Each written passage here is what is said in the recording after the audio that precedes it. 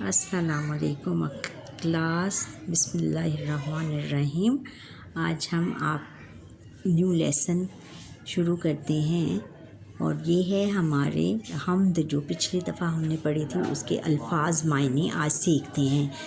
ان کے الفاظ معنی یہ ہیں کہ خوش نمائی کا ہے خوبصورتی، کونپلیں کونپلیں وہ چھوٹی پتیاں جو تازہ پھوٹی ہوں، قادر ہر چیز کی قدرت رکھنے والا، طاقت رکھنے والا، حکمت عقل و دانائی، دل گروہ بادلوں کا تہ در تہ اکٹھا ہونا، رت موسم تھر تھرانا کانپنا، نادر نایاب قیمتی قوی طاقتور۔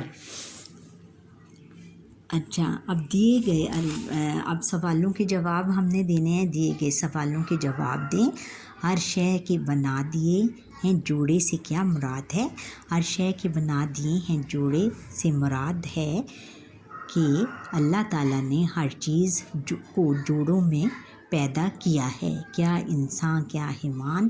مقصد یہ ہے کہ اللہ تعالیٰ یہ تھا کہ ہر چیز کی نسل کو آگے بڑھانا تھا۔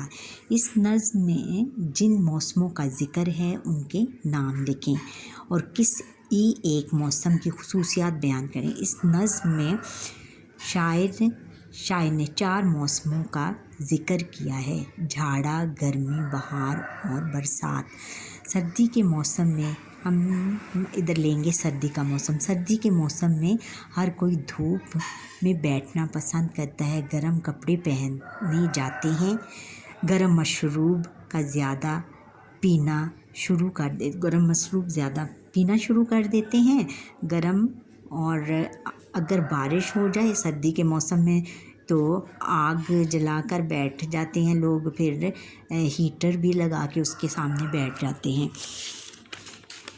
اور ہر شے آگے ہے کہ ہمارا حکمت سے نہیں ہے کوئی خالی سے کیا مراد ہے؟ حکمت سے کوئی خالی سے مراد ہے کہ اللہ تعالیٰ کی بنائی ہوئی چیز سے اس کی عقل و دانائی ظاہر ہوتی ہے، یعنی شاعر کے کہنے کا مطلب ہے کہ اللہ تعالیٰ سے زیادہ کوئی حکمت والا نہیں۔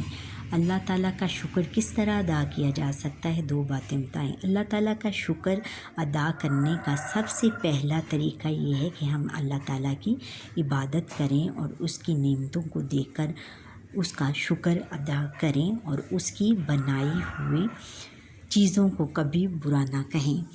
دوسرے اور تیسرے شعر میں شاعر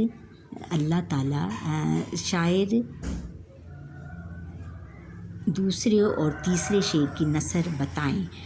دوسرے شعر میں شاعر کہتا ہے کہ اللہ تعالیٰ نے جو چیز بنائی ہے اس کی ادا نرالی ہے، تمام چیزیں ایک دوسرے سے بالکل مختلف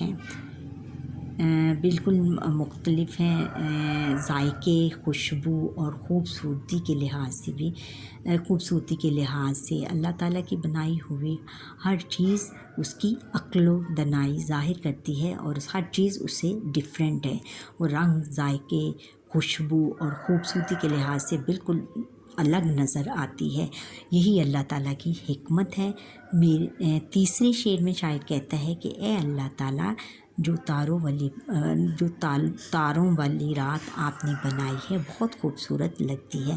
دوسرے آسمان پر تارے اس طرح نظر آتے ہیں جیسے جگنو یا موتی چمک رہے ہوں۔ دوسرے مصرعے میں شاعر کہتا ہے کہ دن کو اللہ تعالیٰ نے عجب صفائی دی ہے، یعنی روشنائی دی ہے کہ اس میں ہر